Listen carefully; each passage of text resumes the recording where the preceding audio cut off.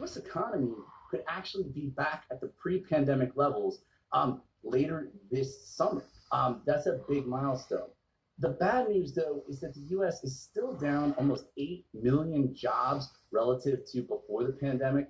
Women have been hit really hard by the health crisis. More than 2.5 women have dropped out of the workforce.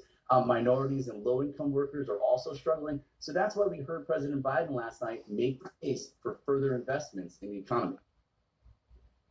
Yeah, Matt, thank you very much. And we really appreciate knowing that the stock market is not always an accurate reflection of the job market. That's true. There are a lot of people who are still struggling out there, although some people have made a lot of money on this last year or so. That is true as well. All right, the lead with Jake Tapper starts right now.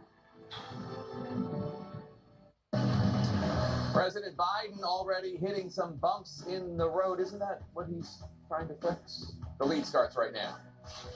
Today, he's taking his multi-trillion-dollar proposal to the American people with promises of transforming the economy and lifting millions out of poverty. But there is already some pushback and very little wiggle room in the 50-50 Senate.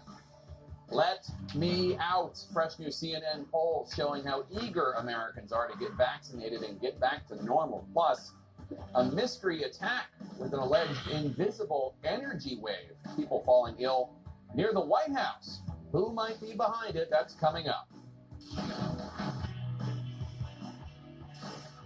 Welcome to The Lead. I'm Jake Tapper, and we start today with our politics lead. And on his 100th day in office, President Biden hitting the road to promote his ambitious and quite expensive new economic plans. Any moment, he's landing in Gwinnett County, Georgia, suburban Atlanta, with the First Lady after meeting with former President Jimmy Carter. The Bidens will then hold a rally aimed at selling the American people on his nearly $4 trillion worth of new proposals.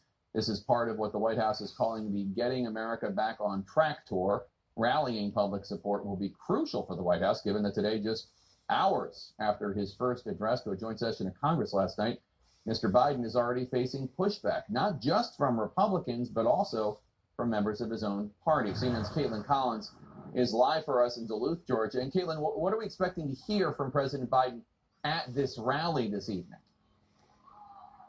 Well, Jake, first I should say the White House is not surprised by the pushback they are getting